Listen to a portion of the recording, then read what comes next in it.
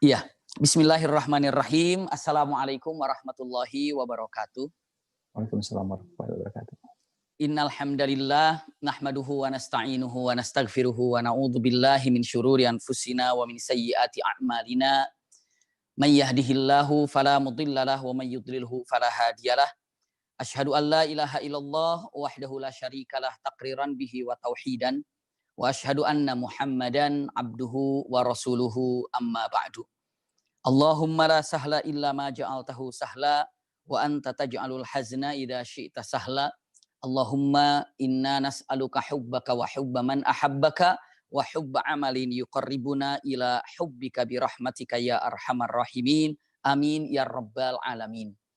Alhamdulillahirabbil alamin. Masya Allah, mudah-mudahan silaturahim kita semuanya disertai dengan rahmat dan berkah Allah Subhanahu wa taala. Sekali lagi saya hanya ingin menyampaikan bahwa betapa indahnya Al-Quran ketika menjadikan kita ini saling merindukan, saling mencintai. Yang terpenting dalam hati kita selalu terpaut. Makanya di dalam kalimatnya itu mu'allafatul qulub. Artinya adalah hati yang selalu terpaut. Iya, hati yang selalu terpaut.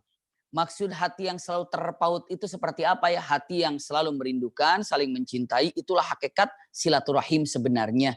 Jadi kalau Al-Qur'annya itu mengatakan tidak mu'allafatul ajsad, artinya bukan jasad yang selalu berjumpa, tapi hati yang selalu berjumpa, hati yang selalu terpaut dan hati yang selalu terikat.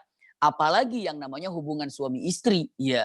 Apalagi hubungan suami istri. Kalaulah seandainya menyambung silaturahim antara kita, sahabat, teman, pahalanya lebih besar dan sangat besar, luar biasa lagi.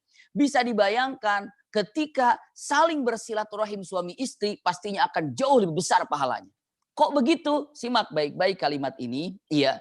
Jadi kalau seandainya marotib, iya, misalnya kita akan melakukan satu perbuatan, sama perbuatannya, tapi di mana diletakkan perbuatan itu yang akan menjadikan efek berbeda daripada pahala. Contoh, sama-sama ada dua benih. Ini benih yang bagus, misalnya benih jagung bagus, ini juga benih jagung bagus. Kanan saya benih jagung bagus, kiri saya juga benih jagung yang sangat bagus. Iya, sama-sama bagusnya, tapi belum tentu tumbuhnya akan sama. Kenapa? Satu saya simpan di tanah yang sangat gembur. Satu saya simpan di atas ubin yang mahal. Misalnya, sekalipun ubin itu mahal. Tapi memang bukan tempatnya untuk menumbuhkan apa? Jagung. Maka yang akan tumbuh itu adalah jagung yang ada di tempat yang gembur. Iya, akan tumbuh. Padahal sama-sama benihnya. Itu pun demikian. Amal soleh pun demikian. Apapun demikian. Apapun begitu, iya. Jadi ketika kita mau melakukan amal soleh, bukan hanya sekedar amal soleh yang dikerjakan, tapi apa? Di mana tempatnya, situasinya itu sungguh sangat punten, sangat menentukan tingkatan pahala yang akan didapatkan. Contoh yang tadi saya gambarkan, kita menyambung silaturahim dengan sahabat-sahabat kita ini, Masya Allah, ya, dengan luar biasa, kita bersilaturahim melalui virtual seperti ini. Dengan teman, dengan sahabat, pahalanya besar. Tapi saat bisa menjalin silaturahim dengan indah bersama istri, bersama suami, itu akan jauh lebih besar pahalanya. Demikian. Iya, seperti itu. Membahagiakan teman, pahalanya besar. Membahagiakan istri, jauh lebih besar pahalanya. Membahagiakan teman, besar pahalanya. Membahagiakan suami, jauh lebih besar pahalanya. Seperti itu. Menyakiti teman, dosa besar atau dosa. Dan menyakiti pasangan hidup lebih besar lagi. Apa dosanya? Seperti itu. Kenapa? Karena tidak sama ketika kita melakukan perbuatan, walaupun sama perbuatannya, tapi kepada siapa Anda berbuat, dan kapan Anda berbuat, di mana Anda berbuat, pahala dan efeknya akan berbeda. Efeknya akan berbeda. Nggak usah jauh-jauh, jasad saja. Misalnya punten, sama-sama tergores. Tapi yang satu tergores di tangan, yang kedua tergores di mata. Mana yang lebih parah? Sama-sama tergores.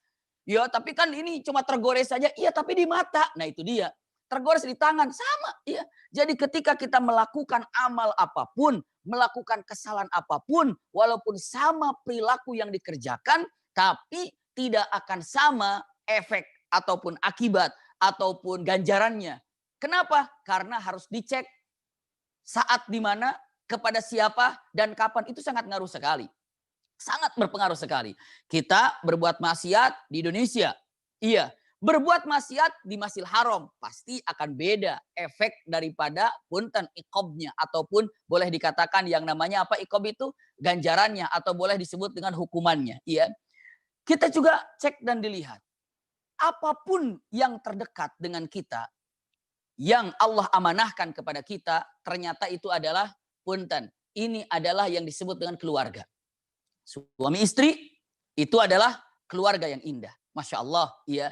Jadi bagaimana ya ingin menjadi suami idaman. Ya. Ataupun boleh dikatakan bukan hanya sekedar suami idaman. Tapi apalagi istri yang jadi istri idaman. Pokoknya mengharap demikian adanya. Yang jelas usikum wa iyaya nafsi bitaqwallah. Ada perkataan yang sangat luar biasa. Yang disebut dengan kata-katanya kun kaliyadain.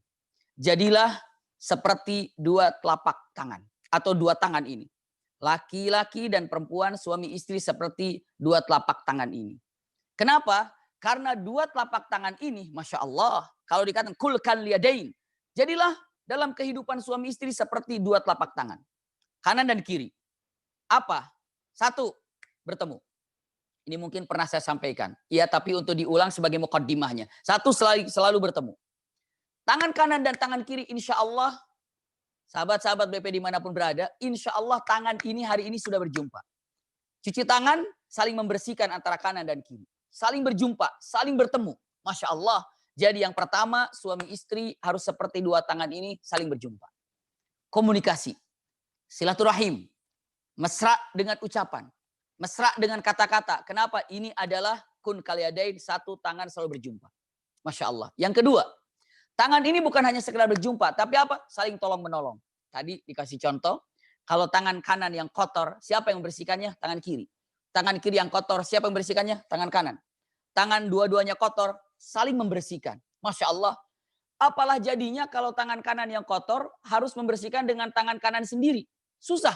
Iya. Apalah jadinya kalau tangan kiri yang kotor tidak mau dibantu dengan tangan kanan karena tangan kanannya enggan untuk membantu. Maka tolong saling membersihkan. Masya Allah. Jadi suami istri benar-benar saling tolong menolong. Nah itu dia. Suami istri dalam keadaan saling tolong menolong. Bukan hanya sekedar saling berjumpa, tapi saling tolong menolong. Masya Allah itu yang dikatakan para ulama dengan mengatakan kun kaliyadain. Jadilah seperti dua tangan. Iya. Wala takun kal udhunain. Dan jangan seperti dua telinga. Kok jangan seperti dua telinga? Memangnya kenapa? Tidak pernah ada telinga kanan, telinga kiri untuk bersilaturahim atau jumpa. Padahal jaraknya sangat dekat. Telinga ini sama ini dekat sekali, tapi tidak pernah berjumpa. Bukan hanya itu. Tapi ini kadang-kadang tidak kompak. Makanya ada peribahasa orang-orang mengatakan, dia mah susah dinasehatin. Masuk telinga kanan, keluar telinga kiri. Katanya begitu. Jadi masuk telinga kanan, keluar telinga kiri. Seakan-akan gak ada kompak gitu antara telinga kanan dan telinga kiri itu. Ini hanya peribahasa dengan mengatakan orang tua kita dulu. Namun yang jelas, kita akan buka dengan mengatakan menjadi suami idaman. Ya, kenapa? Punten tanpa mengurangi hormat, tanpa bermaksud apa-apa. Kalau para ulama, salafus saleh dulu, ketika ada persengketaan antara suami istri, iya, ada misalnya ada persengketaan suami istri, ada apakah, ada ributkah, ada khilafkah, ada perbedaan pendapatkah, ternyata sampai meledak-meledak, sampai akhirnya ributnya berkepanjangan, itu boleh dijadikan yang pertama kali ditanya dan disalahkan, punten ya bahasanya, suaminya. Kenapa? Karena dia imamnya, karena ini adalah sebagai imamnya karena qawwamuna 'alan nisa. Qawwam itu artinya bukan diartikan sebagai orang yang paling enak menyuruh istri, tidak, ar-rijalu qawwamuna 'alan nisa. Artinya laki-laki ini adalah sebagai penegak keadilan dalam rumah tangga. Qawwam, penegak keadilan dalam rumah tangga. Penegak untuk menopang kehidupan rumah tangga. Qawwam, penegak daripada kesempurnaannya keluarga. Qawwam. Kadang-kadang orang mengartikan, mah tolong bawakan ini, mah tolong bereskan ini, mah tolong. Kenapa Pak begitu sekali? Jawab, karena ar-rijal qawwamuna 'alan nisa. Laki-laki itu di atas para wanita. Bukan di atas para wanita. Bukan ar-rijalu fauqan nisa, tidak begitu. Atau ar-rijalu aqwa minan nisa, tidak. Tapi qawwam. Qawwam itu artinya adalah menegakkan keadilan. Qawwam itu artinya menegakkan penopang daripada kehidupan rumah tangga. Qawwam itu artinya adalah menjadikan keluarga dalam keadaan punten. Kalau dibilang ketentraman, secara duniawi atau ukhrawinya. Itulah qawwam. Kurang apa di rumah? Qawwam. Apa yang harus tegakkannya? Apa yang harus didirikannya? Seperti itu qawwam, mendirikan daripada pondasi-pondasi rumah. Iya, misalnya apa pondasi rumah yang agak-agak lembek. Oh, pondasi rumah keagamaan ini agak lembek. Qawwam, keagamaannya tarik. Tinggikan. Oh, ini adalah pondasi ekonominya nih qawwam, laki-laki. Qawwam dikatakan tinggikan, kokohkan, begitu ya. Oh, ini ternyata anak ini akhlaknya nih kurang baik nih. Rijal, laki-laki, qawwam, bagaimana cara mendidik akhlak daripada anak-anak itu. Jadi kalau dikatakan laki-laki itu qawwamuna 'alan nisa. Iya, jadi artinya qawwam di sini bukan diartikan laki-laki di atas untuk atau di atas seluruh wanita, jadi sehingga wanita itu ada ditunjuk, tidak. Karena kita ingin melihat laki-laki idaman, suami idaman. Ternyata lihat kalau digambarkan qawwam, satu itu. Kaidah yang pertama, ar-rijalu qawwamuna 'alan nisa. Qawwamun itu artinya diartikan tadi saya sampaikan penegak keadilan yang ada. Keadilan, iya. Dan keadilan ini harus dicek dan harus lihat. Kita aja punya anak satu SMA, satu SMP, satu SD, satu TK 4 misalnya. Sama-sama dikasih bekal. Perharinya itu sama. Qawwam, orang tua qawwam memberikan bekal. Tapi untuk masalah keadilannya disesuaikan. Disesuaikan dengan apa? SMA, sehari berapa ini? SMA, oke sehari 40.000 ya misalnya. Atau sehari 30.000 ya, SMA 30.000. SMP nih 20.000 ya. SD 10.000 ya. Misalnya begitu. Sama-sama, kok nggak adil? AA dikasih 30.000, kok saya dikasih 10.000? Anda SD.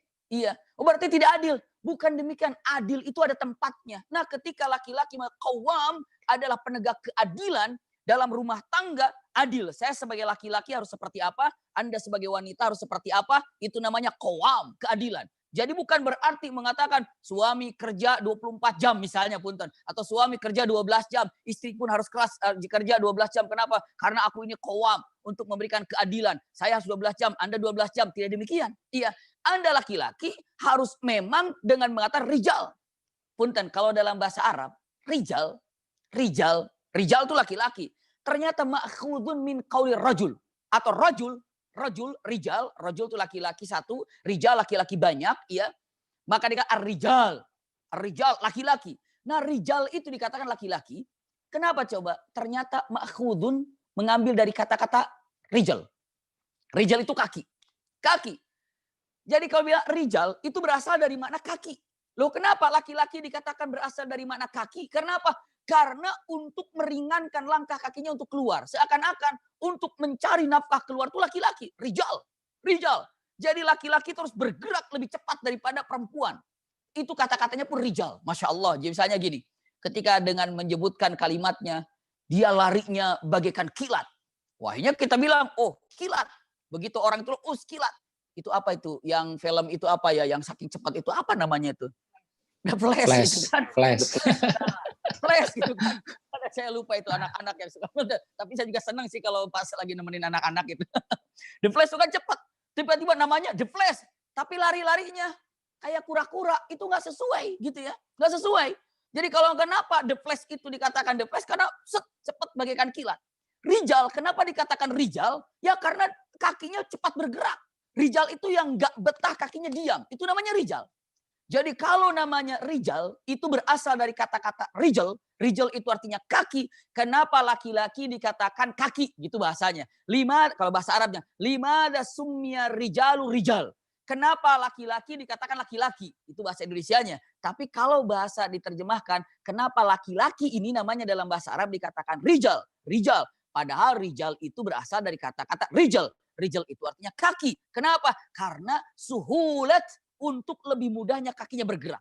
Jadi jangan sampai namanya rijal, tapi punten sifatnya tidak rijal. Nah itu kalau mau jadi laki-laki idaman, punten yang pertama qawwam, ya.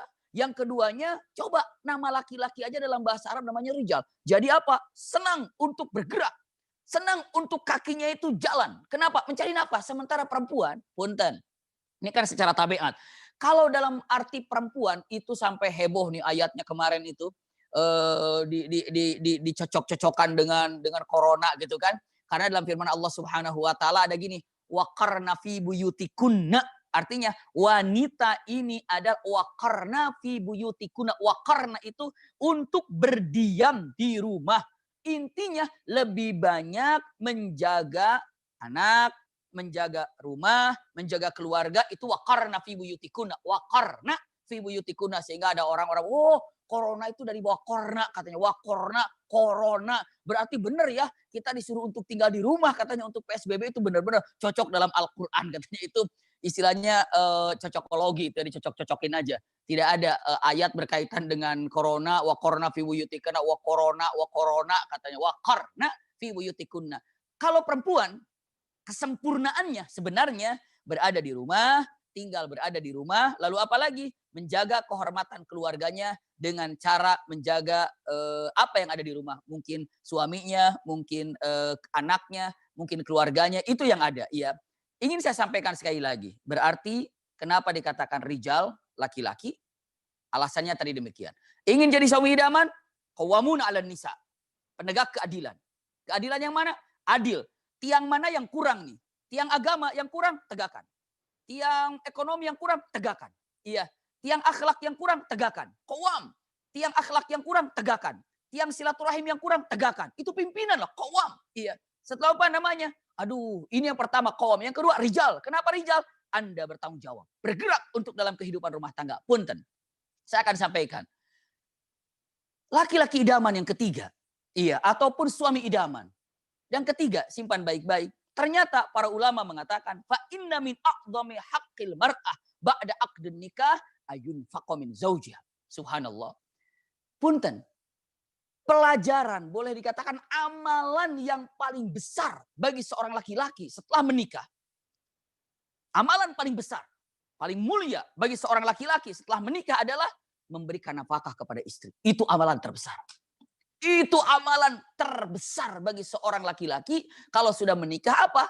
Para ulama mengatakan amalan yang terbesar bagi seorang laki-laki apabila telah menikah itu adalah memberikan nafkah kepada istrinya. Itu amalan terbesar. Bunda tahu nggak? Ada perkataan ulama melanjutkan. Dan amalan terbesar bagi seorang wanita setelah menikah adalah punten menerima nafkah dari suami. Itu amalan terbesar. Masya Allah.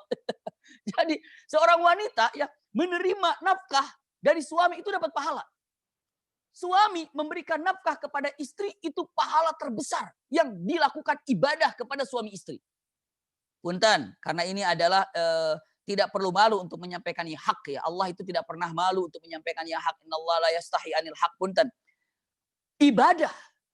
Ibadah batin antara suami istri saja itu ibadah terbesar. Pahalanya besar. Iya. Suami istri beribadah. Batin dilakukannya. Itu pahalanya besar.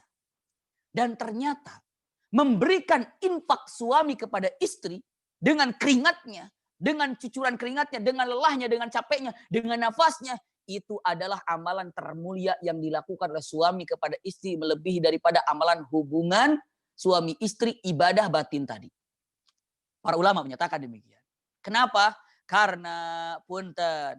Karena yang namanya nafkah dari suami kepada istri ini adalah kewajiban. Kewajiban. Ya kita tahu. Yang namanya wajib itu harus dikerjakan. Yang namanya haram harus ditinggalkan. Apabila haram dikerjakan, dosa. Apabila wajib ditinggalkan, dosa. Nah itu dia. Jadi kalau ditanya amalan laki-laki kalau sudah menikah apa terbesar ya kepada istrinya ya. Kalau kepada Allah kan ya sholatnya, puasanya seperti itu. Tapi kalau sudah menikah suami istri amalan terbesar bagi suami kepada istrinya apa? Nafkah. Nafkah. Nafkah yang mana? Makanya ada nafkah lahir dan batin. Jarang nafkah batin dan lahir batin. Kenapa? Itu diberikan nafkah. Nafkah itu luar biasa semampunya. Iya, nanti kita akan bahas sedikit-sedikit. Masya Allah ya. Maka dengan mengatakan wa kada min a'dhamil wajibatir rajul ba'da aqdun nikah ayunfiqa li zauji wa hadza amru muqarraru syar'an. Punten.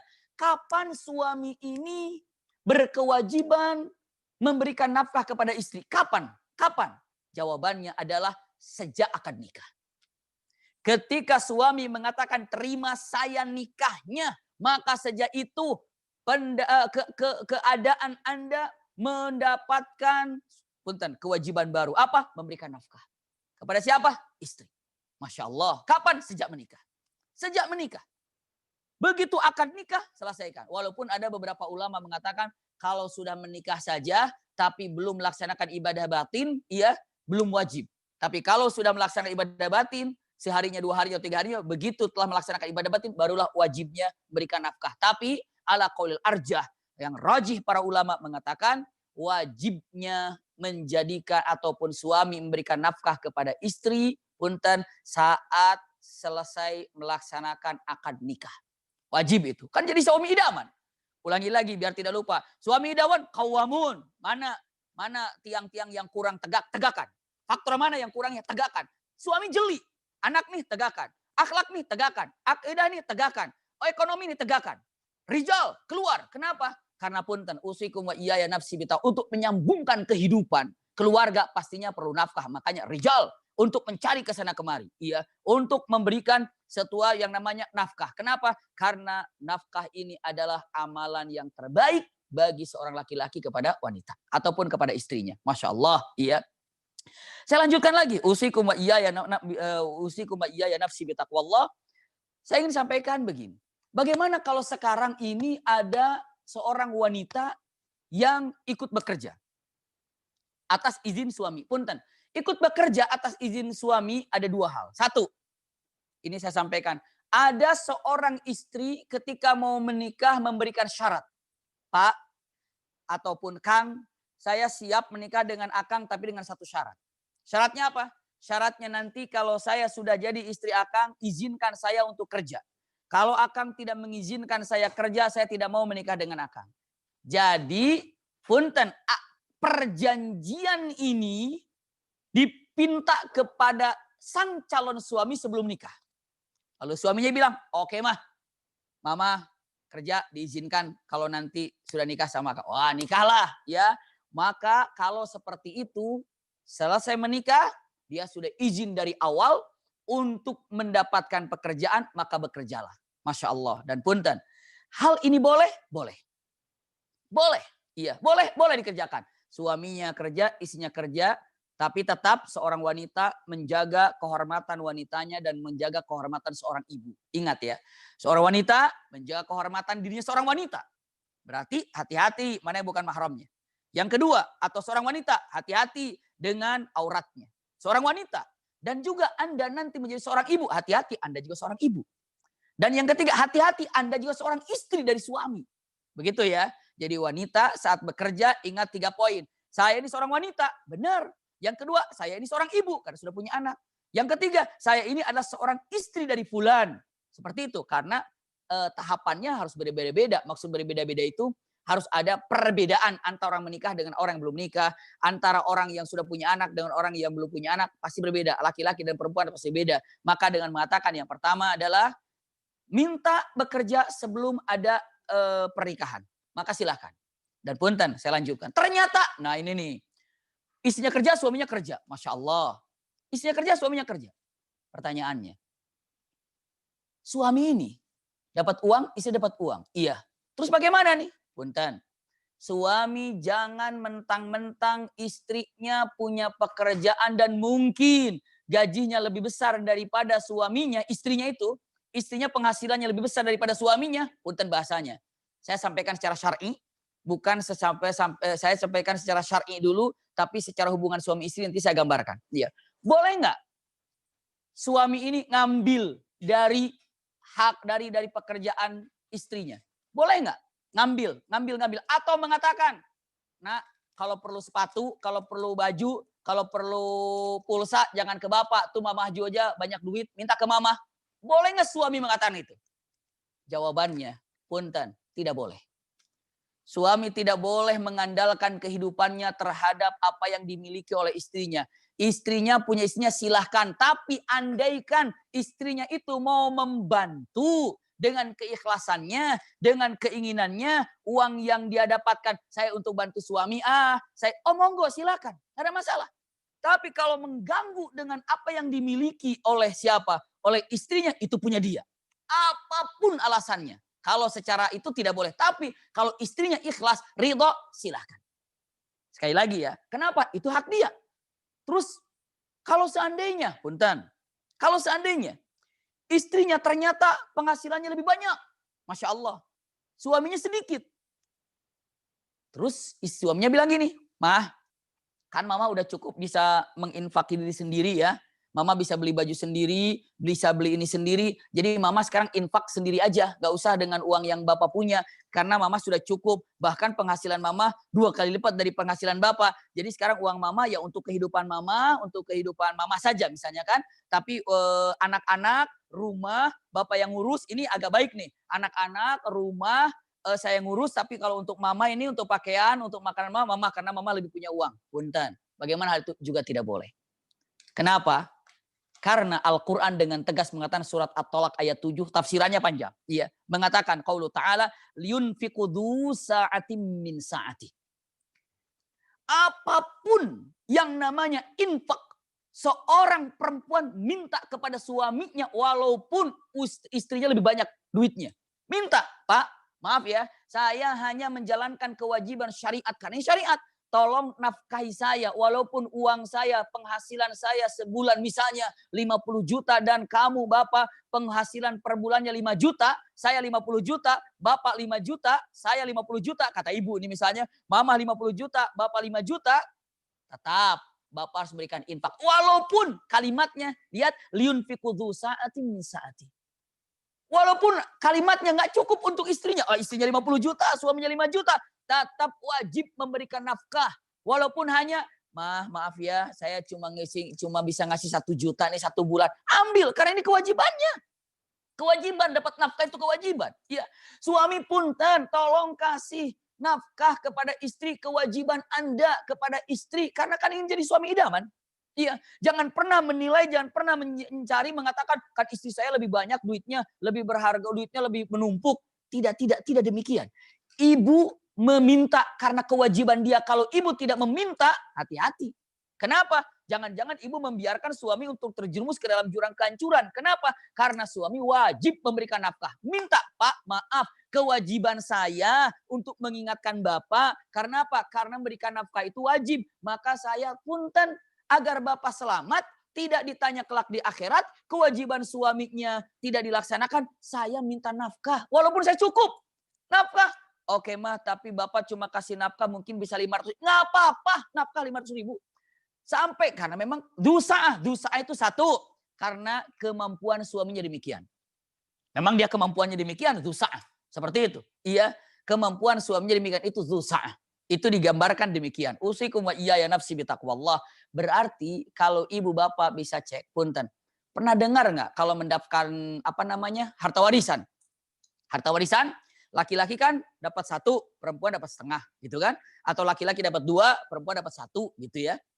Bedanya demikian. Pertanyaannya, wah, kok perempuan cuma dapat setengah, laki-laki dapat 1 ya? Nggak adil. Oh, siapa bilang tidak adil? Sangat luar biasa. Karena begitu perempuan mendapatkan setengah, laki-laki dapat 1, setengah itu mutlak punya perempuan dan tidak boleh ada yang mengganggu-gugatnya. Sementara laki-laki begitu dapat 1, tanggung jawab dia istri, tanggung jawab dia anak-anak, tanggung jawab dia ya. Sebenarnya yang setengah itu lebih banyak daripada yang 1. Kenapa? Karena yang setengah mutlak nggak ada yang ganggu-gugat untuk istri tersebut saja. Tapi laki-laki dapat 1, bukan dapat setengah, tapi hakikatnya dia kewajiban untuk siapa? Untuk istri. Kewajiban untuk anak. Habislah. Iya. Untuk bagi sana, bagi sininya. Kenapa? Itulah syariat Islam. Indah sekali untuk mengaturnya. Makanya dengan mengatakan ini adalah amrun muqarrar masyru'an. Ini adalah satu perbuatan yang ada dalam syariat Islam. Sekali lagi. Suami istri minta izin sebelum menikah untuk kerja. Oke. Dapat penghasilan lebih banyak. Suami ini atau istri ini. Bolehkah mengambilnya? Secara paksa? Tidak, karena itu mutlak untuk istri. Kalau istri kasih, silahkan. Terima, alhamdulillah, solehah. Iya, punten. Nanti kita akan sambungkan dengan yang gaya nomor 2-nya. Ya, atau yang tipe nomor 2-nya. Lalu selanjutnya, tidak boleh dengan mengatakan, mentang-mentang sudah banyak nafkah istri hartanya. Lalu mengatakan, kamu hidupi kamu sendiri, aku akan hidupi aku. Kenapa? Karena kamu sudah berkecukupan, uang sudah ada, tetap suami walau bagaimanapun kasih nafkah. Kepada siapa? Kepada istrinya. Masya Allah. Iya. Dan tidak boleh dengan mengatakan kata-katanya usikum wa iyaya nafsi bitaqwallah kepada anaknya. Kamu perlu apa-apa jangan perlu ke bapak. Sekarang ibu kamu juga banyak duit minta ke ibu. Tidak. Ibu adalah ibu. Tetap disimpan. Karena apa? Karena itu mutlak untuk dirinya. Silahkan. Iya. Tapi tetap. Kalau mau kasih silahkan. Tapi punten. Nanti kita akan bahas sedikit lagi nih. Ada satu perkataan yang menakjubkan dari perkataan ulama fuqaha. Yang kedua, kata tadi tipe pertama sebelum nikah janji ya. Atau sebelum nikah minta izin untuk bekerja. Iya. Selanjutnya. Sekarang setelah menikah nih.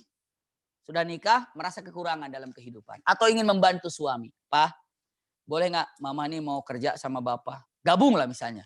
Apakah suaminya jualan apa, terus istrinya ikut dalam jualan itu. Atau suaminya di mana, istrinya ikut dalam perusahaan yang sama. Atau wallahu alam apa saja misalnya. Dalamlah bergabung. Subhanallah. Setelah itu apa yang terjadi? Nah, akhirnya suaminya bilang gini, mama itu kan izin ke bapak sekarang mau kerja ya? Iya. Mama itu kan ngurusin bapak sebenarnya ya. Dan ngurusin anak-anak ya. Nah, sekarang bapak izinkan mama untuk kerja. Dan mama bapak ikhlaslah. Sedikit-sedikit terganggu waktu bapak dengan pelayanan mama sama bapak karena mama ngurusin bisnis. Bapak ikhlas lah, nggak ada masalah ya. Silakan mama uruskan bisnisnya. Itu baik, nggak ada masalah. Akhirnya kerjalah istrinya. Ternyata istrinya Masya Allah rajin banget nih nafkahnya. Lalu suaminya yang mengatakan, sekarang ada istri inilah santai. Saya agak sedikit-sedikit kerjanya juga telat-telat nggak apa-apa karena istri saya rajin. Punten, iya. Satu masalahnya. Yang kedua masalahnya seperti tadi. Mama ternyata uangnya udah mulai banyak nih mama nih. Kalau gitu nih untuk mengganti pelayanan mama kepada bapak yang seharusnya mama tuh melayani bapak sekian jam karena terganggu dengan bisnis yang mama lakukan, ya. Maka sekarang ini tolong listrik mama yang cover ya. Anak-anak mama juga yang beres ya. Kenapa? Karena khidmat bapak yang seharusnya mama berikan kepada bapak, mama sibuk dengan pekerjaan. Maka sekarang ini tolong untuk masalah listrik, masalah gas, masalah ini, masalah itu, mama yang ngurusin ya sekarang. Punten. Hal yang seperti itu. Bagaimana para ulama mengatakannya? Jawaban para ulama yang pertama, walau bagaimanapun sebenarnya hak punya wanita yang dihasilkan wanita milik dia. Tapi karena tadi kan sebelum akad nikah, kalau tadi kan sebelum akad nikah ya, ini setelah akad nikah nih. Setelah akad nikah kan kalau tadi perjanjiannya sebelum nikah aku mau nikah sama kamu asal izinkan aku bekerja. Itu kan tadi pertama. Yang kedua, setelah menikah baru minta izinkan dong saya kerja bantu bapak. Diizinkan. Ini baru kan akadnya ini, akadnya baru.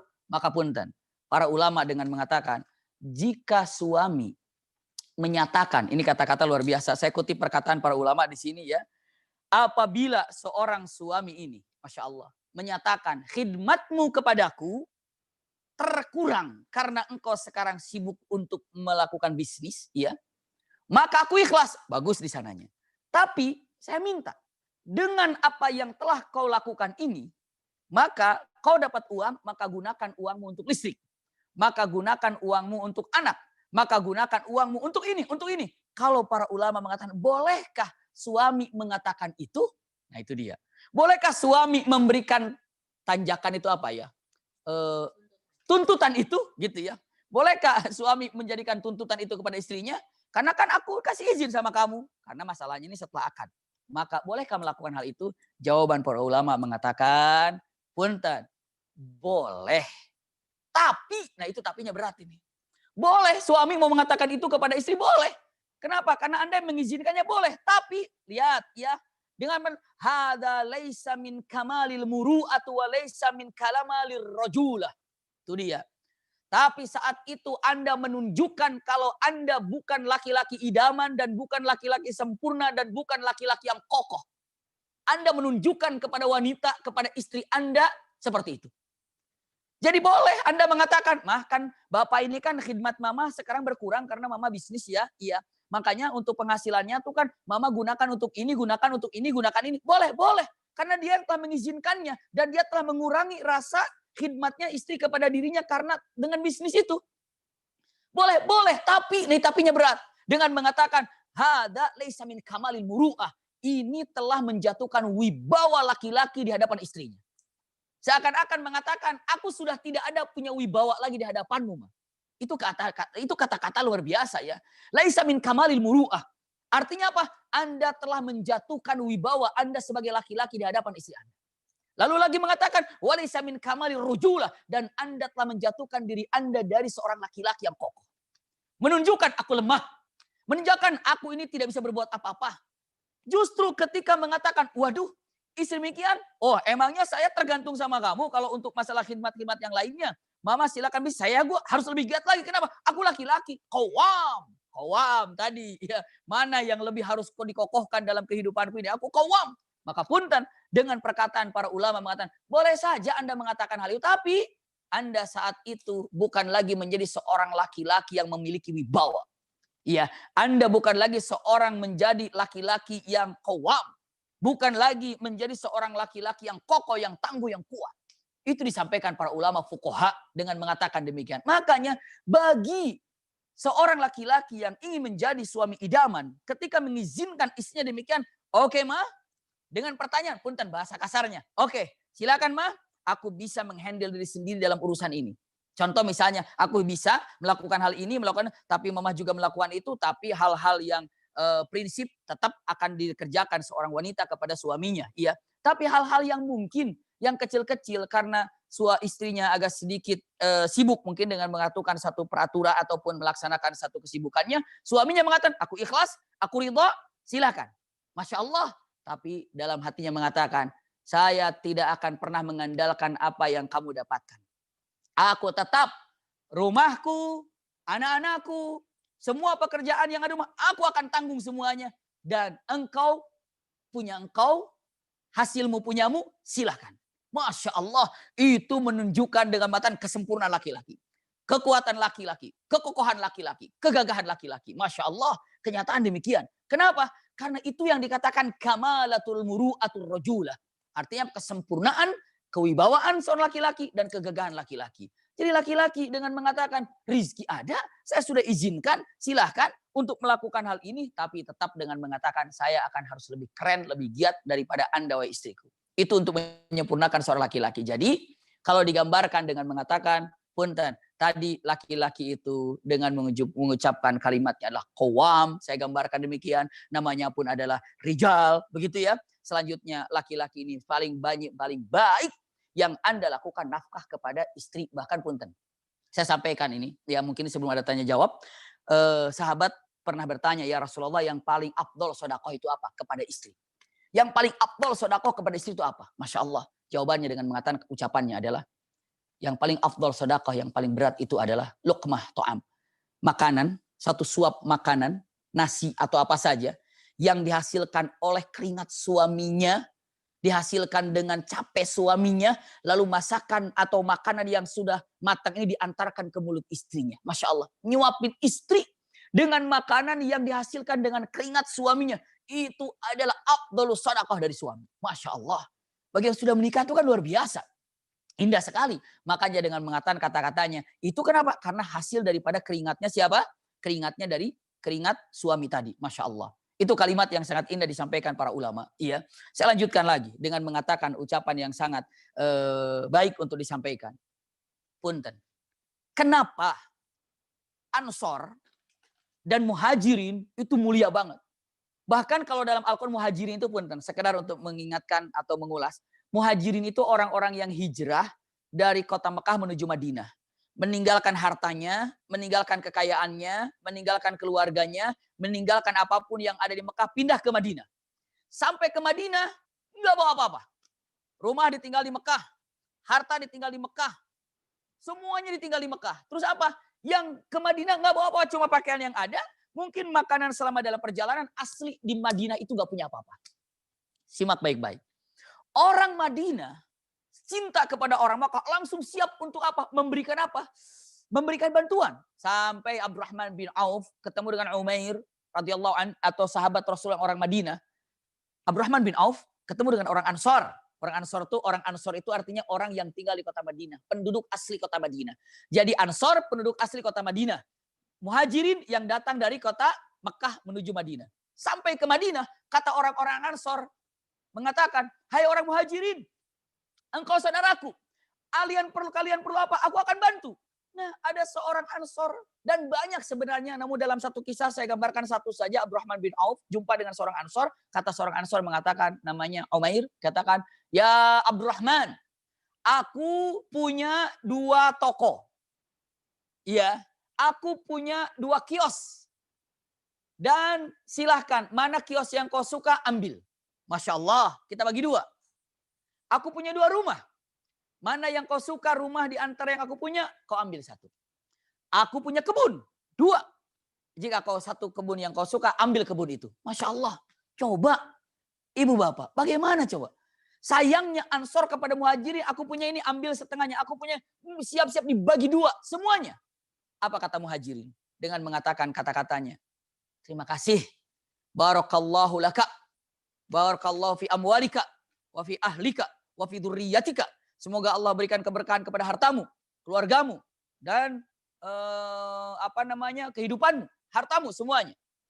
Dan punten, ini orang Muhajirin, Abdurrahman bin Auf mau dikasih free apa yang dimiliki oleh Ansor, banyak loh hartanya. Dia mengatakan terima kasih. Cuma saya hanya ingin satu saja. Apa? Tunjukkan di mana pasar dan pinjamkan aku modal. Masya Allah. Tidak menerima yang gratis hasil temannya itu. Tidak menerima. Enggak, terima kasih. Kenapa? Aku bukan minta-minta, tapi apa? Aku datang ke sini hijrah, aku ini ingin usaha, aku akan mencari nafkah dan tunjukkan di mana pasar dan berikan aku modal, nanti aku akan ganti. Pinjamkan aku modal. Bayangkan. Maka kenapa Muhajirin ini orang yang termulia setelah punten para nabi dan para rasul pastinya. Muhajirin ini para sahabat Rasulullah itu jadi kalau digambarkan para sahabat itu yang puluhan ribu, disaringnya yang paling tinggi itu Muhajirin. Iya, dari Muhajirin itu asyarul mubasysyirin bil jannah, 10 orang masuk surga. Dari 10 orang masuk surga dipilih lagi khulafaur rasyidin. Yang khulafaur rasyidin dipilih siapa lagi? Abu Bakar As-Siddiq. Dan punten saya sampaikan, simak baik-baik. Kenapa orang Muhajirin ini adalah yang mulia para sahabat? Jawabannya 1. Kenapa? Karena tidak ada satupun dari Muhajirin yang datang ke kota Madinah menerima dari bantuan Ansor. Kenapa? Dia ingin kerja sendiri. Itulah kemuliaan seorang Muhajirin. Padahal sedang ketinggalan semuanya. Kalau ingin menjadikan seorang laki-laki mulia, laki-laki idaman, tidak pernah tangannya demikian kepada siapa coba? Kepada istrinya. Dengan mengatakan demikian. Kan sedang membahas tentang wanita idaman. Wanita idaman mengatakan, Pak, Mama punya ini. Dia mengatakan, tidak. Silakan saja, selesai. Iya, jadi kalau mengatakan, jadi suami ini tidak pernah meminta kepada istrinya.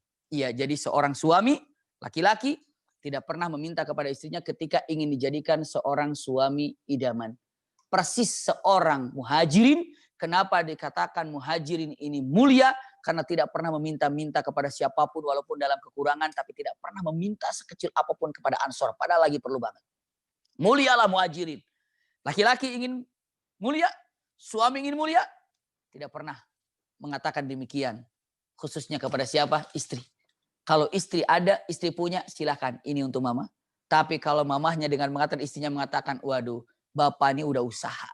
Udah bagus, bismillah lah.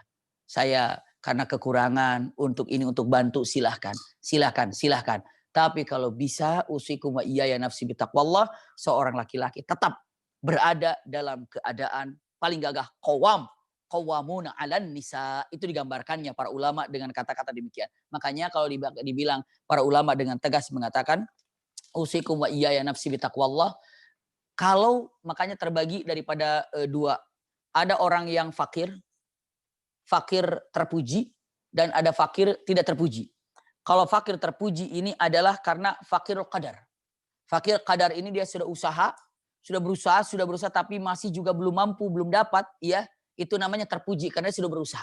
Tapi pasti kalau sudah usaha Allah akan berikan. Semua sudah tahu kan, man jadda wa jadda. Seperti itu. Tapi ada fakir yang mazmum. Itu fakir karena kemalasan. Fakir malas, kaselan. Sampai dengan mengatakan ucapannya, gampang, yang penting rezeki makan udah dikasih sama Allah Subhanahu wa taala, nanti juga sudah ditakdirkan. Punten.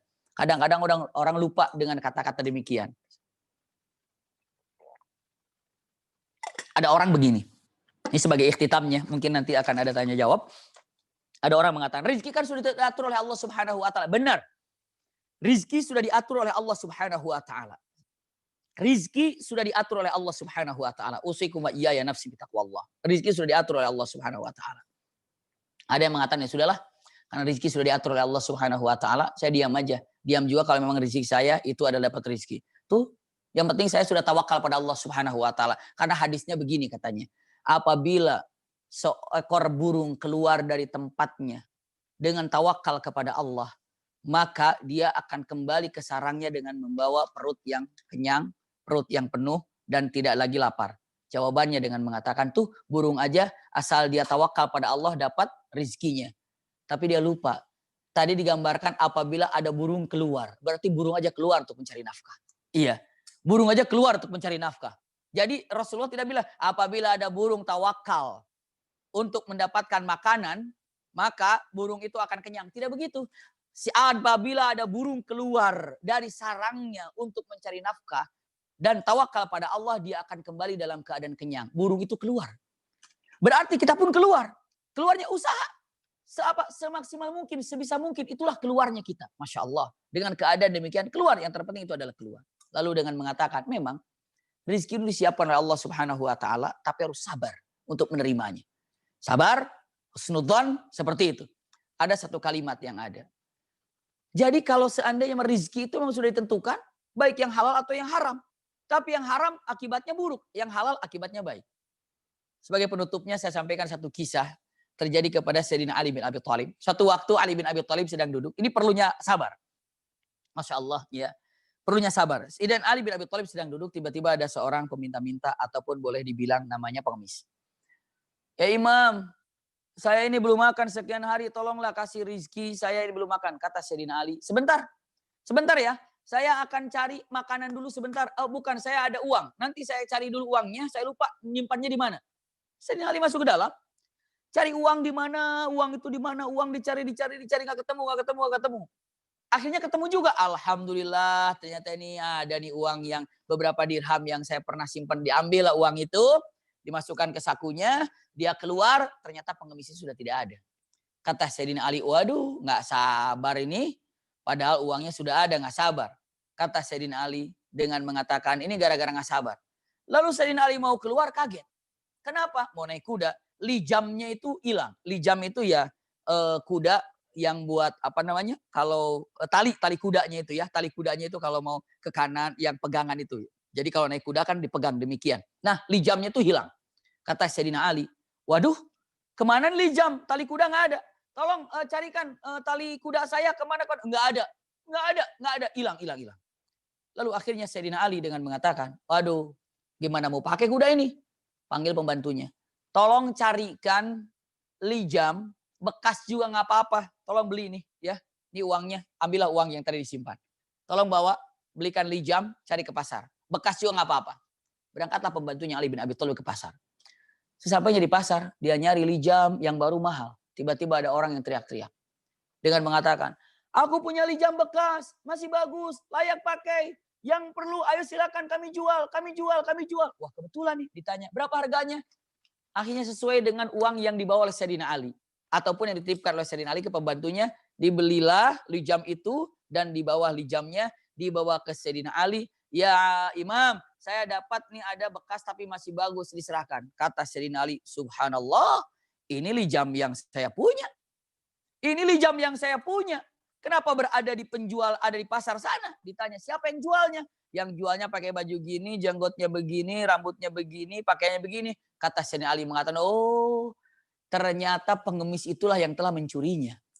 Lalu perkataan Sayyidina Ali apa? Kalaulah dia sabar, dia mendapatkan rizki yang halal. Tapi karena dia tidak sabar, harus mengambil rizki yang haram dengan cara mencuri lijamnya, padahal uang itu juga. Uang itu sebenarnya haknya si pengemis itu. Karena dia tidak sabar, harus jalannya ceritanya harus mencuri dan dia mendapatkan rizkinya demikian. Makanya matan sabar untuk melakukannya. Sekarang, rizki itu untuk keluarga. Rizki itu untuk keluarga. Rizki itu didapatkan untuk keluarga. Tapi yang sabar siapa? Yang kekehnya di sana siapa? Apakah menjadi seorang suami yang berwibawa dengan cara mendapatkan rizki itu? Dengan cara apa? Dengan cara suaminya atau melalui istri. Seorang suaminya yang diam. Nah, itu dia yang sangat mengerikan. Maka daripada itu, usikum wa iyaya nafsi bitaqwallah, menjadi suami idaman. Tadi saya sampaikan, qawwam. Yang keduanya, buktikan nama-namanya rijal, rajul. Iya. Yang ketiga mengatakan ingin afdal ibadah, nafkah. Yang ketiganya sempurnakan dengan mengatakan kamu kalau mau melakukan hal itu bekerja silahkan. Misalnya, iya. Tapi tetap aku adalah aku dan aku akan tetap menjamin semua yang ada di rumah. Masya Allah, hal yang seperti ini yang dijadikan sebagai suami idaman atau laki-laki idaman. Demikian. Insya Allah. Suatu saat nanti kita harus tahu juga, Abi Maki ini kan laki-laki idaman, kalau perempuan idamannya seperti apa? Demikian. Tapi ini sedang dibahas tentang laki-laki idaman, itulah yang menjadikan laki-laki yang idaman atau suami idaman. Wallahu a'lam bishawab. Allah ibarik fi. Ya. Terima kasih banyak Ustadz. Ini ada penanya. Silakan. Mas Ahmad, silakan. Baik Mas Ipo. Ustadz Abi Maki, ini ada pertanyaan pertama. Silakan. Gimana suami istri sama-sama kerja atau bisnis bareng ya? Jadi sama-sama ada penghasilan, itu baiknya profitnya dipegang suami saja atau istri saja, atau harus dipisah karena untuk lebih jelas dari sisi waris dan nafkahnya begitu Ustaz. Tafadhal Ustaz. Iya, jazakumullah khair. Suami istri kerja bareng dalam suatu, memang ini kerjasama suami istri ya. Setelah itu apa yang harus didapatkan seperti didapatkannya, apakah harus dibagi dua langsung atau seperti apa? Sekarang begini saja, kalau misalnya dengan mengatakan yang namanya karena bekerja bareng segala macamnya, ya, maka kalaulah tanya kepada istrinya, iya, dengan mengatakan mah, pastinya yang namanya penghasilan itu kan tidak semuanya akan selalu rata. Misalnya bulan ini dapat sekian, bulan dapat sekian, kecuali ya kalau memang pekerjaannya yang tetap menghasilkannya seperti itu, iya. Misalnya demikian, oke. Kalau mau diambil, mau ngambil, punten wallahu alam, iya. Namun saya pernah mendengar perkataan dari para ulama ini persis dengan pertanyaan yang tadi disampaikan. Suami istri kerja bareng, dapatlah penghasilannya. Lalu apa yang dikerjakannya? Karena kerja bareng, karena bareng-bareng kerja, iya. Maka untuk seorang wanita, silahkan suami sisakan, pisahkan untuk seorang, karena kerja bareng. Seperti halnya saat dalam pembagian warisan. Wallahu alam. Misalnya ketika makan, dapatnya berapa? Oh ini dapatnya 3. Ya sudah, mama 1, saya 2. Kenapa? Karena mamah tuh untuk mamah, tapi saya ini yang 2 ini untuk rumah, untuk ini semuanya, untuk anak, keperluan anak beli sepatu, buku semuanya, tapi istri kasih 1. Jadi istilahnya perbandingannya kalau misalnya dia mengatakan 1 berbanding 2. Itu digambarkannya kalau mau dipisahkan. Jadi kalau itu sebenarnya kesepakatan antara suami istri. Mau langsung yudah pegang sama istri saja silahkan. Karena istri yang mengatur keuangannya. Boleh seperti itu. Yang mengatakan enggak suami juga harus pegang. Silahkan. Pegang suami silahkan. Tapi punten usikum wa iyaya nafsi bitaqwallah. Tanpa merasa hormat. Wallahu alam ya. Wallahu alam kalau saya sendiri sih. Kadang-kadang bingung. Kadang bingung itu kok uang segini cukup untuk ini, untuk ini. Itu jagonya perempuan untuk ngatur-ngatur. Biasanya begitu ya. Wallahu alam ya. Perempuan itu misalnya sebulan sekian. Itu kok bisa cukup gitu. Tapi kalau tuh laki-laki kok bisa cukup. Ini saya ya. Tapi mungkin kalau bapak-bapak lebih tidak sama dengan saya. Mungkin banyak yang seperti itu ya. Tidak. Tapi kalau saya pribadi ketika melihat ini dikasih segini. Kok masih ada sisa? Kok ada cukup? Ini terjadi kepada istrinya Umar Ibn Khattab ya. Beda. Istrinya Umar Ibn Khattab begitu dikasih uang. Tiba-tiba masih ada sisanya. Iya, misalnya berapa uang sisanya? Ada uang sisanya, ada uang sisanya. Masya Allah, dikurangi lagi masih ada sisa, dikurangi lagi masih ada sisa. Itulah perempuan. Mungkin tabiatnya perempuan itu jago untuk ngatur-ngatur kayak gitu ya. Makanya sempat bisa beli apa itu perempuan ya. Tapi yang jelas dengan mengatakan terserah mau dipegang baiknya. Kan tadi bertanya baiknya seperti apa. Sebetulnya baiknya itu kesepakatan seperti apa. Tapi kalau mau dipisah sebaiknya karena perempuan itu gitu ke dalam satu perbuatan bekerja bareng, boleh mengambil seperti gaya warisan dengan mengatakan bapaknya mamahnya 1, saya dapat 2 ya. Masya Allah. Pokoknya dibaginya demikian. Kenapa? Karena yang punya mama itu khusus untuk dia. Iya. Tapi untuk kita, untuk suami, kesana semuanya. Untuk rumah tangga semuanya akan dibereskan. Untuk itu ini semuanya karena banyak hal yang tidak terduga. Ya, kadang-kadang ada yang rusak ini, itu semuanya berasal daripada suami dan suami. Tapi sekali lagi, baiknya dari mana? Baiknya kesepakatan. Tapi kalau mau dipisahkan, kalau memang kerja tidak berarti 50-50, tidak. Karena Anda sebagai laki-laki punya pekerjaan banyak dan apa yang dikerjakan. Berarti kalau mau ngambil daripada seperti waris, silahkan. Karena hak punya istri tidak diganggu-gugat, silahkan. Ya, tapi untuk laki-laki, silahkan untuk melakukan apa yang diperlukan dalam keluarga. Wallahu a'lam bishawab. Syukran. Allah barik fiik. Ya. Silakan Mas Samad, pertanyaan berikutnya. Ustaz, untuk pertanyaan berikutnya, bagaimana untuk seorang orang tua yang sudah berusia lanjut dan misalnya bapaknya ini sudah pensiun, Ustaz. Jadi banyak masih mengandalkan dari penghasilan anaknya. Istilahnya dia masih ada ketergantungan gitu untuk penafkahannya itu dari anak-anaknya gitu. Bagaimana menurut Ustaz? Iya. Jazakumullah khair. Subhanallah ya. Kalau untuk orang tua itu sudah tidak ada lagi namanya perhitungan. Karena seorang datang ke hadapan Rasulullah SAW dengan mengatakan, "Ya Rasulullah, bapakku telah mengambil sesuatu yang aku punya. Harus diapakan ayahku ini?" Kayaknya menang banget gitu. "Harus diapakan bapakku ini ya Rasulullah?" Tiba-tiba Rasul melirik dengan mata yang sangat tajam. Bilang, "Anta wa maluka li abika." Kamu dan hartamu milik bapakmu. Subhanallah. Ya, kamu dan hartamu milik bapakmu. Maka kalau untuk kedua orang tua yang menyebabkan kita hadir, boro-boro dengan harta yang kita punya, dengan nyawa sekalipun kita tidak bisa membalasnya. Mau ayah, mau ibu sama. Mau ayah, mau ibu sama. Jadi usikum wa iyaya nafsi bitaqwallah. Punten. Dengan mengatakan untuk kepada orang tua tidak perlu hitung-hitungan. Kenapa? Karena mereka kepada kita tidak pernah ada hitung-hitungannya. Nggak pernah ada hitung-hitungannya orang tua. Apakah ada di antara kita sekarang ditagih oleh orang tuanya dengan mata, nah ini bon waktu SD diperkirakan harganya sekian selama kamu SD dulu. Selama SMP kamu sekian. Selama SMU kamu sekian. Ini zaman dulu sekian. Kalau sekarang itu berbanding demikian. Kalau dulu bakso itu Rp25, Rp50.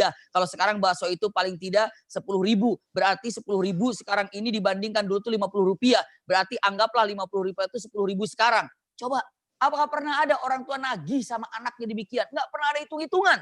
Jadi kalau mengatakan bagaimana orang tua yang mengandalkan kehidupannya kepada anaknya, saya akan jawab, bahagialah anaknya yang dapat membahagiakan orang tuanya. Bahagialah anaknya ketika ada orang tuanya menggantungkan kehidupan kepada anaknya. Bahagialah anaknya ketika ada orang tua, Masya Allah, meminta kepada anaknya. Kenapa?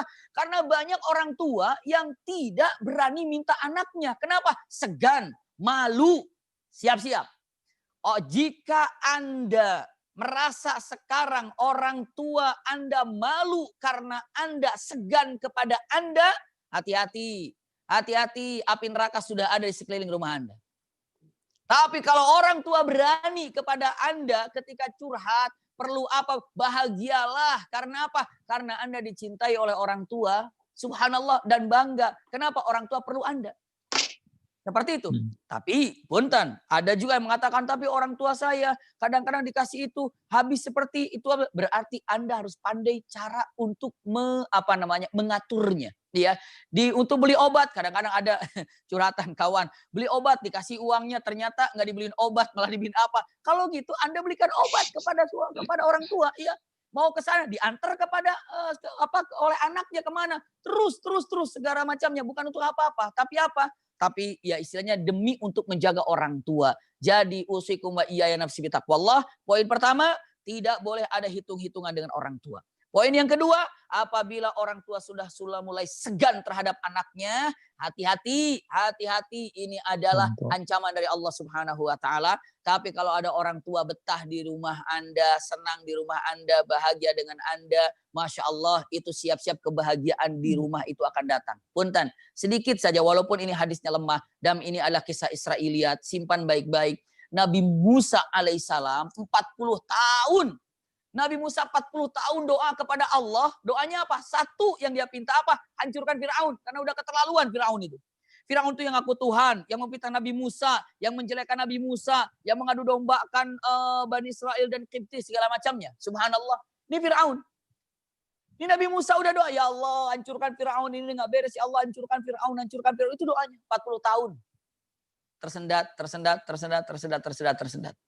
Tiba-tiba akhirnya tenggelam juga itu Fir'aun di laut. Nabi Musa setelah hancurnya Fir'aun, selesai semuanya. Punten, tiba-tiba apa yang terjadi?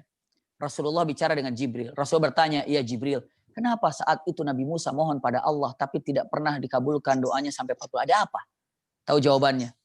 Jibril mengatakan, karena doamu tersendat sampai 40 tahun. Karena, apa jawabannya? Karena, Masya Allah, karena Allah suka terhadap perbuatan karena Allah suka terhadap perbuatan Fir'aun yang Allah sukai. Satu perbuatan Fir'aun yang Allah sukai. Apa?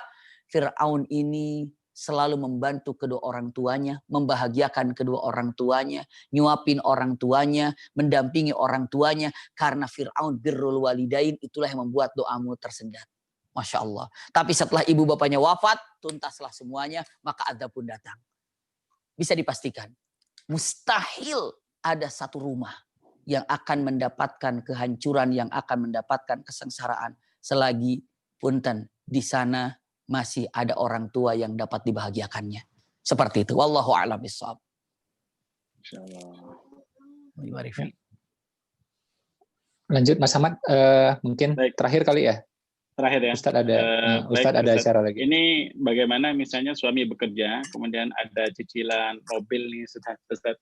Jadi dengan adanya cicilan mobil itu akhirnya penafkahannya itu kepada istrinya itu kurang gitu. Jadi ada beberapa kebutuhan yang tidak bisa tercukupi dan si istri sudah menyarankan untuk dijual mobilnya, tapi suaminya masih kekeh. Gitu.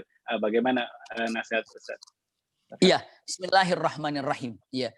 Seandainya berkaitan dengan cicilan, apalagi berkaitan dengan punten bahasanya dengan riba, begitu ya.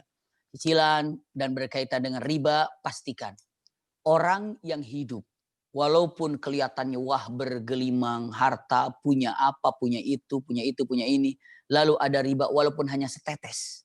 Iya. Walaupun ribanya itu hanya sedikit gitu ya. Tapi sedikit sama banyaknya sama-sama riba sebenarnya ya. Maka dengan mengatakan pastikan ketenangan tidak akan pernah ada. Ketenangan dalam kehidupan, kenyamanan dalam rumah tangga. Karena riba ini istilahnya akan membakar, menghancurkan semua yang baik-baik yang ada dalam rumah. Kalau berkaitan dengan riba. Iya. Makanya usikum wa iyaya nafsi bitaqallah. Saran dari apa yang disampaikan oleh istrinya untuk dijual, selesaikan, tutup semuanya, itu adalah saran yang paling baik. Menuntaskan dan menyelesaikan. Lebih baik punya sesuatu yang mungkin di bawahnya, ataupun apa yang disebutnya, tapi bersih daripada riba. Ketenangan, keindahan, terutama keberkahan itu akan didapatkan. Punten sekali lagi, iya. Jadi hidup di muka bumi ini bukan hanya sekedar mencari nafkah. Orang kafir pun mencari nafkah. Orang yang tidak muslim pun mencari nafkah. Orang yang punten tidak punya agama pun mencari nafkah. Tapi kalau kita seorang mukmin, orang yang beriman kepada Allah, yang mencari nafkah, yang mencari barakah, dan mencari ketenangan. Subhanallah. Makanya itu dicari kan? Itulah yang dicari. Makanya dicari dalam kehidupan itu demikian. Mencari apa? Berkah. Atau dikatakan ya rizkinya ada. Tapi rizki bukan hanya sekedar satu rizki. Tapi apa? Keberkahannya. Lalu apa lagi? Ketenangannya. Masya Allah. Jadi tenang dan berkah itu luar biasa. Makanya Islam itu selalu mengajarkan apa? Keamanan dan ketenangan. Iya. Riba. Punten. Itu akan ada riba tidak aman. Makanya amankan dari riba. Lalu apa? Tenangkan. Jadi aman dan tenang. Itulah dalam syariat Islam yang ada. Aman, tenang. Baik dalam mencari nafkah. Jadi bagaimana caranya? Tidak ada cara jalan lain untuk menutup masalah ini kecuali ya keluarkan. Kenapa? Bismillah. Bismillah. Allah akan menghargai usaha seseorang untuk membersihkan dirinya dengan cara apa? Dengan cara Allah memberikan hal-hal yang terindah di luar dugaan setelah Anda siap untuk menjalankan perintah Allah. Maka ada kata-kata, kerjakan apa yang Allah perintahkan, maka Allah akan memberikan apa yang Allah janjikan. Kerjakan apa yang Allah perintahkan, maka Allah akan memberikan apa yang Allah janjikan. Seperti itu. Wallahu a'lam bishawab. Allah barik fiik. Udah nggak ada lagi ya Mas Ahmad ya? Cukup insya Allah Mas. Sudah. Oke, ya alhamdulillah. Ustadz terima kasih banyak. Kalau boleh ini doa penutup Doa penutup majelis, Ustaz.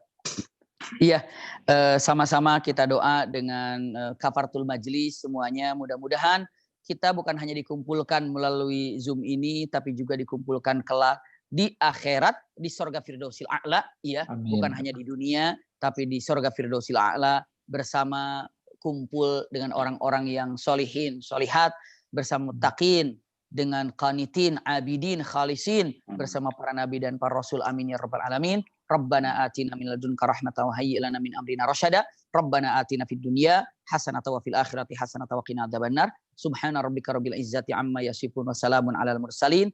Walhamdulillahi rabbil alamin. Sama-sama kita tutup dengan kafaratul majlis. Subhanakallahumma wa bihamdika asyhadu an la ilaha illa anta astaghfiruka wa atubu ilaika walhamdulillahi rabbil alamin. Wah, terima kasih banyak Ustadz. Sami-sami. Mudah-mudahan nggak kapok kalau ini lagi. Insya Allah, senang banget tadi. Mohon maaf telat ya. Jazakumullah khair. Oke.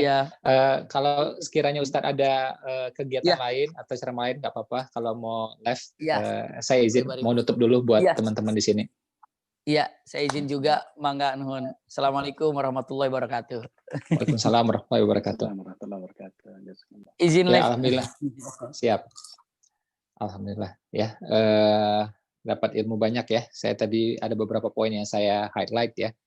Jadi gini ya teman-teman, kalau misalnya ya istri ngasih tahu ke suami soal misalnya mana yang baik, mana yang enggak, mana yang toib, mana yang enggak, mana yang halal, mana yang enggak.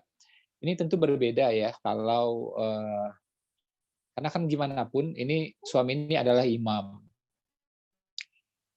Idealnya memang dia si penegak keadilan. Cuma kadang-kadang ilmu pun dia nggak paham gitu loh, atau belum paham, atau mungkin dia punya suatu alasan yang kita juga belum paham, bisa jadi ya. Jadi cara ngasih taunya tentu berbeda ya. Kalau kita tahu itu riba, misalnya tadi tuh yang nanya kan cicilan ada ribanya, ya kita wajib ngasih tahu kan gitu. Tapi bagaimanapun kita juga mesti tahu bahwa ini imam, ya ini pemimpin kita. Tentu cara ngasih taunya agak beda ya. Jadi mungkin agak muter-muter dikit gitu loh. Ada strategi dikit gitu ya. Jadi nggak bisa frontal aja gitu, nggak bisa. Baca dalil, ngomong riba, langsung hajar itu ke suami, nggak bisa kayak gitu. Ya. Terus kalau misalnya kita udah ngasih tahu, dia belum mau nurutin, ya itu istri udah ngasih tahu ya, udah ngasih tahu dengan sungguh-sungguh. Berarti ya istri sudah terbebas dari tanggung jawab, impact dosanya udah lepas lah gitu. Ya, tinggallah si suami ini dia bertanggung jawab apakah itu dosa atau tidak gitu. Ya, jadi jangan juga karena tahu ini haram atau apa mainnya frontal, nggak bisa seperti itu. Ya, nggak bisa seperti itu. Ya karena gimana pun ini adalah imamnya kita. Ya jadi seperti yang saya sampaikan ya kayak suami ini kan kayak ayah kita ya. Jadi apa yang tidak mungkin kita lakukan pada ayah kita, jangan lakukan pada suami kita. Kita nggak mungkin membentak ayah kita, ya jangan juga bentak suami kita, gitu. Ya. Nah begitu juga sebaliknya, misalnya ya kalau ngasih tahu ke istri, walaupun ini adalah tim kita, ibaratnya gitu kan, ini kan imam nih, leader nih, suami nih, ya kan? Ini adalah tim nih, ngasih tahu gitu.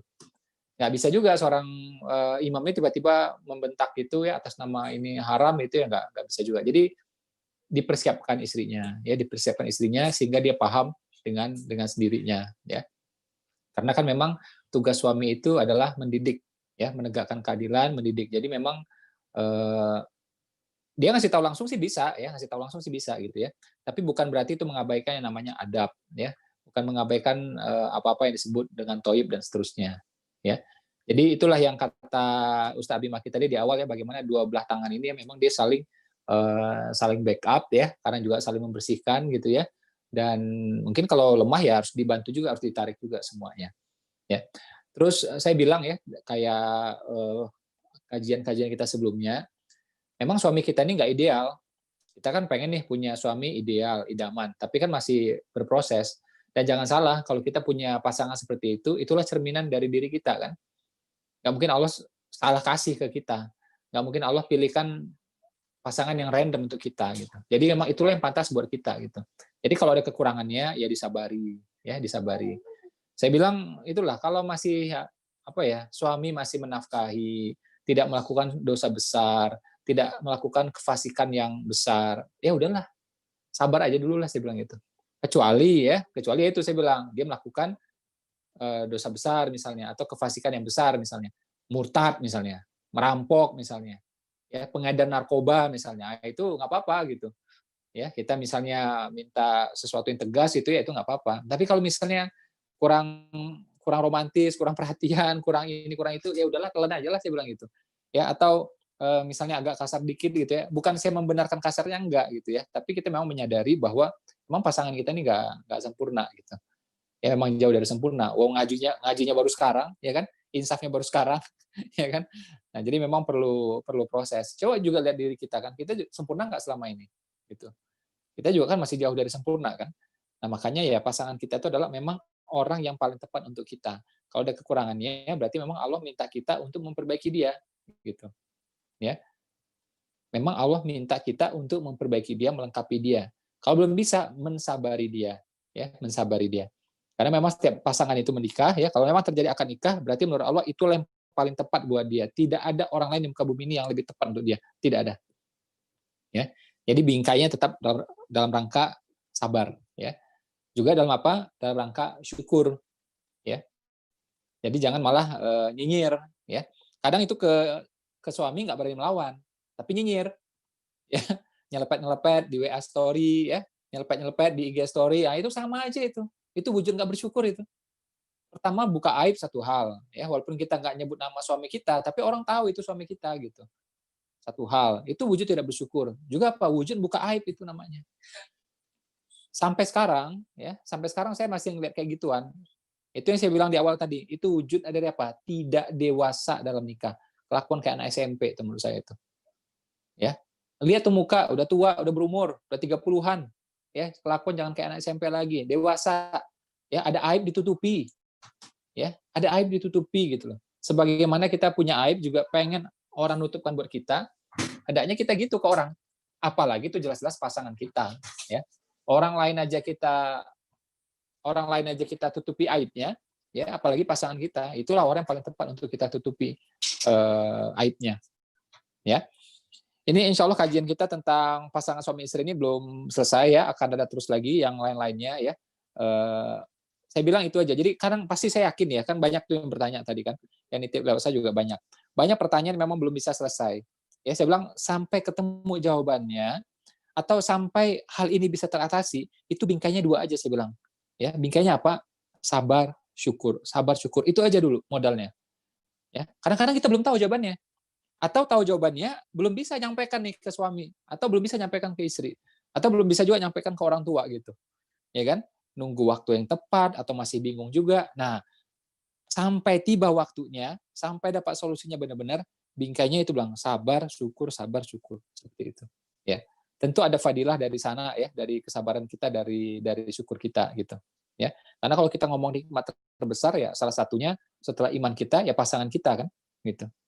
Iman kita, kesehatan kita, pasangan kita. Nggak ada lagi nikmat yang lebih besar daripada itu. Jadi ya kita syukuri gitu. Contoh ya, contoh sederhana aja. Coba cari orang luar sana, ustadz siapapun, syekh manapun. Ada nggak yang mau nanggung dosa kita, ada nggak? Ya, ini pertanyaan saya buat wanita nih. Ada nggak orang di luar sana nih, entah ustadz lah, atau syekh manapun ya, yang mau ikut nanggung dosa kita? Ada nggak sebelum? Nggak ada. Yang mau nanggung dosa kita itu, ya, walaupun dia setuju atau tidak setuju, itu suami kita, cuma suami kita. Kalau sebelum kita nikah, berarti ditanggung oleh ayah, gitu. Setelah kita nikah, ditanggung oleh suami. Ya, kita nggak sholat, kita dosa, suami juga ikut dosa. Aurat, nutupnya nggak benar, kita dosa, suami juga ikut dosa. Tidak ada orang di luar sana yang ikut nanggung dosa, nggak ada. Ya, mau pun nggak ada yang mau. Tawarin lah coba, ada yang nggak mau ikut nanggung itu? Nggak ada yang mau, nggak ada yang berani. Ya, nah suami kita tuh ikut menanggung itu dengan segala kekurangannya. Ya. Nah, jadi saya pikir dengan itu saja sudah apa ya? Itu menurut saya sudah sesuatu yang luar biasa. Ya, kalau kita ya apa-apa tuh dibawa sabar ya, syukur gitu. Oke, mungkin itu saja ya. Bagi pertanyaan yang belum terjawab ya, nanti pelan-pelan insya Allah akan terjawab dengan sendirinya ya, atau nanti ajukan lagi pada sesi berikutnya. Karena tadi setahu saya Ustaz Abi Maki ada acara lagi yang lain gitu ya, tidak bisa berlama-lama dengan kita. Terima kasih ya buat teman-teman yang sudah hadir. Mohon doa ya, saling mendoakan kita semuanya ya. Saya ya namanya mimpin orang banyak ya, itu artinya memang perlu doa banyak juga gitu. Karena kalau salah-salah ya efeknya besar ya, fatal gitu. Itu saja. Mohon maaf lahir dan batin. Assalamualaikum warahmatullahi wabarakatuh.